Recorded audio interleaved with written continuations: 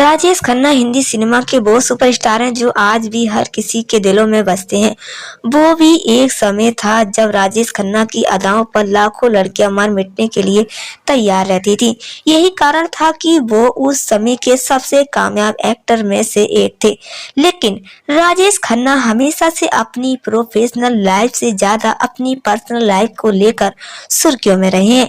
इसी तरह राजेश खन्ना एक बार तब चर्चा में आए थे जब उन्होंने जाते जाते अपनी करोड़ों की संपत्ति अपनी पत्नी डिंपल कपाड़िया के नाम करने की वजह किसी और के नाम कर दी थी। तो ये तो सभी जानते ही हैं कि जब राजेश खन्ना का प्यार में दिल टूटा था तब उन्होंने डिंपल कपाड़िया से शादी की थी। दोनों की उम्र में भी काफी फैसला था और कुछ राजेश खन्ना की आदतें ऐसी भी थी कि आए दिन राजेश खन्ना और डिंपल कपाड़िया के बीच लड़ाई झगड़े होते रहते थे।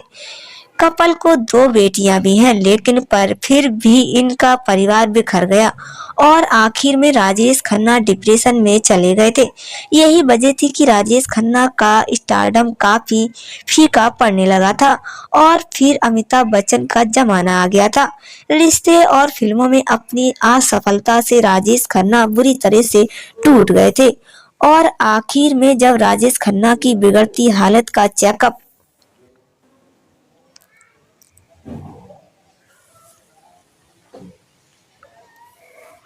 करवाया गया तो उन्होंने कैंसर डिटेक्ट हुआ था। राजेश खन्ना ने काफी इलाज करवाने के बाद वे कोई सुधार नहीं हुआ और जब उनका आखिरी वक्त आया तो वह हमेशा चाहते थे कि उनकी दोनों बेटियां उनकी आंखों के सामने रहें।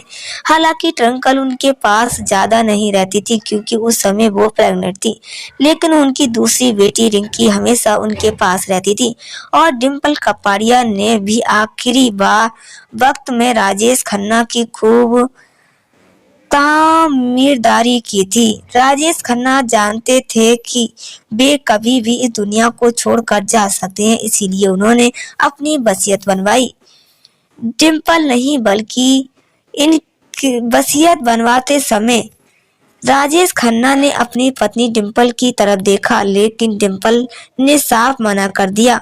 उन्होंने कहा कि उन्हें कुछ नहीं चाहिए, जो भी अपने बच्चों को दे दीजिए और राजेश खन्ना ने ऐसा ही किया। उन्होंने अपनी सारी जायदाद अपनी दोनों बेटियों के नाम कर दी।